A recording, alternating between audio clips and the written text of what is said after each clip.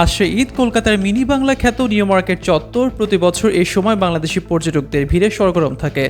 তবে সে চিরচেনা দৃশ্য অনুপস্থিত, এবারের পরিস্থিতি সম্পূর্ণ ভিন্ন।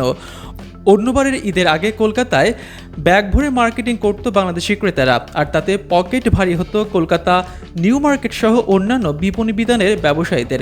অথচ এবার সেই ব্যবসায়ীদের মাথায় হাত নেই বাংলাদেশি ক্রেতা, পেটে ভাত বন্ধের উপক্রম কলকাতার ব্যবসায়ীদের।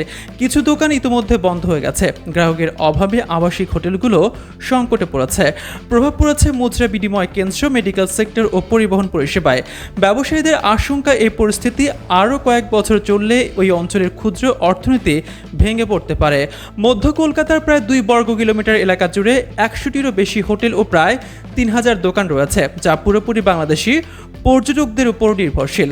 Kolkata new market, treasure island, সিম পার্ক মল ও আশপাশের বাজারের দোকান মালিকরা জানিয়েছেন, তাদের মোট ব্যবসার প্রায় 50 থেকে 55% বাংলাদেশি ক্রেতাদের উপর নির্ভরশীল।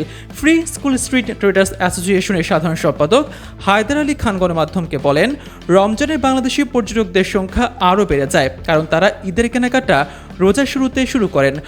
রোজার প্রথম সপ্তাহেই কেনাকাটার চাপ বেড়ে যায় এবং ঈদের কয়েকদিন আগ পর্যন্ত এটি অব্যাহত থাকে। কিন্তু এবার বাংলাদেশি পর্যটকেরা প্রায় আসেননি, যা আমাদের ব্যবসার জন্য বড় ধাক্কা। শ্রীরাম আর্কেডের পোশাক ব্যবসায়ী মাকসুদ আহমেদ বলেন, যেসব পর্যটক এখন কলকাতায় আসছেন তাদের বেশিরভাগই মূলত চিকিৎসার জন্য আসছেন। বাংলাদেশি পর্যটকদের অনুপস্থিতির প্রভাব শুধু পর্যটন খাতে নয়, বরং খুচরা বিক্রেতারাও বিপাকে পড়েছেন। সিম পার্ক মলেও একই অবস্থা। ট্রেজার আইল্যান্ডের খুচরা বিক্রেতা ললিত আগরওয়াল বলেন, 2020 থেকে 2022 পর্যন্ত মহামারীর কারণে বাংলাদেশ থেকে পর্যটকরা আসেননি। গত 2 বছর ব্যবসা ভালোই হয়েছিল, কারণ পর্যটকের সংখ্যা বেড়েছিল, কিন্তু এবার আবার সেই মন্দা পরিস্থিতি ফিরে এসেছে।